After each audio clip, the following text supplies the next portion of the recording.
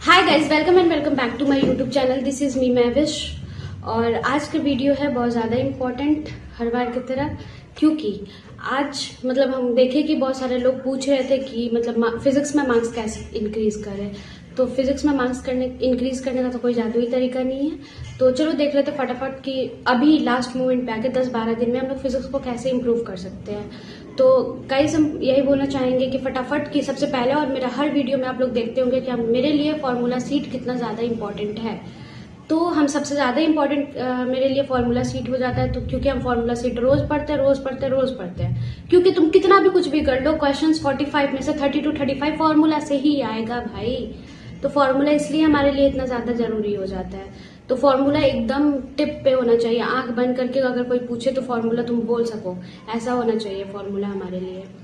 Second जो है हमारा है वो है कैलकुलेशन, क्योंकि कैलकुलेशन फिजिक्स और फिजिकल केमिस्ट्री दोनों के लिए बहुत ज़्यादा इंपॉर्टेंट फैक्टर हो जाता है। क्योंकि जितना ज़्यादा हम लोग कैलकुलेशन करेंगे उतना ज़्यादा हमारा सॉल्व होते जाएगा क्वेश्चंस। और ऐसा नहीं है कैलकुलेशन अब हम ये तो नहीं करेंगे ना 2 into 3 कितना होता है, 5 into 2 कितना होता है। तो हमारे लिए कैलकुलेशन बहुत ज़्यादा इंपॉर्टेंट हो जाता है। और कैलकुलेशन आखिरी में नहीं ठीक किया जाता, ऑफकोर्स कैलकुलेशन शुरू से ठीक किया जाता है, लेकिन अभी हम लोग मेहनत कर सकते हैं ना भाई कैलकुलेशन पे। तो अभी हम लोग जरूर करेंगे मेहनत। तो कैलकुलेशन सबसे ज़्यादा इंपॉर्टेंट हो जाता है इस पॉइंट पे आगे कि कैलकुलेशन बहुत ज़्यादा ठीक कर ले हम लोग अभी अपना। और जो थर्ड और जो सबसे ज़्यादा इंपॉर्टेंट है वो है हमारा मॉक देना। जितना ज़्यादा हम मॉक देंगे, एक मिनट कॉल आ रहा है। तो सेकंड जो थर्ड जो हमारा सबसे ज्यादा इंपॉर्टेंट हो जाता है वो है हमारा मॉक देना। क्योंकि जितना ज्यादा मॉक देंगे उतना हम लोग देखेंगे कि एक्चुअली हम लोग गलती कर कहाँ रहे हैं, क्या चीज है जो हम लोग से नहीं हो रहा है। और मॉक देना ज्यादा इंपॉर्टेंट है, क्योंकि हम लोग जब मॉक देंगे तब हम लोग को रियलाइज होगा, पता लास्ट मोमेंट पे आके मॉक देना बहुत ज्यादा इंपॉर्टेंट हो जाता है। नीट के बाद क्या है, लास्ट का जो 1 मंथ 1.5 मंथ जो बचा रहता है वो सिर्फ हमारे टेस्ट देने के लिए होता है भाई।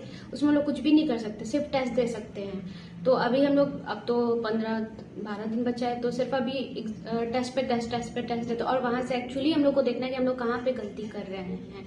जैसा सारे सब्जेक्ट में देखना है, बेसिकली फिजिक्स में सिर्फ नहीं, सारे सब्जेक्ट में देखो कि कहाँ पे क्या गलती हो रहा है। मीन्स पेपर एनालाइज करो, बहुत ज़्यादा इंपॉर्टेंट हो जाता है। और जो फोर्थ स्टेप है हमारा वो है कि असर्शन, रीजन और स्टेटमेंट वाइज क्वेश्चन अगर हम लोग देखें तो उसमें थोड़ा सा कॉन्सेप्ट की जरूरत होती है। थोड़ा सा नहीं, बहुत होता है, क्योंकि ऑफकोर्स स्टेटमेंट, रीजन और असर्शन रीजन आती ही है क्वेश्चंस। इसका जो नया चोचला आया है एनटीए वालों का, असर्शन रीजन के क्वेश्चंस के लिए कॉन्सेप्ट बहुत ज़्यादा इंपॉर्टेंट हो जाता है। तो फटाफट जितना हो सके हम लोग कॉन्सेप्ट देखें, क्योंकि लास्ट मोमेंट पे तो अब पूरा पढ़ने से रहे।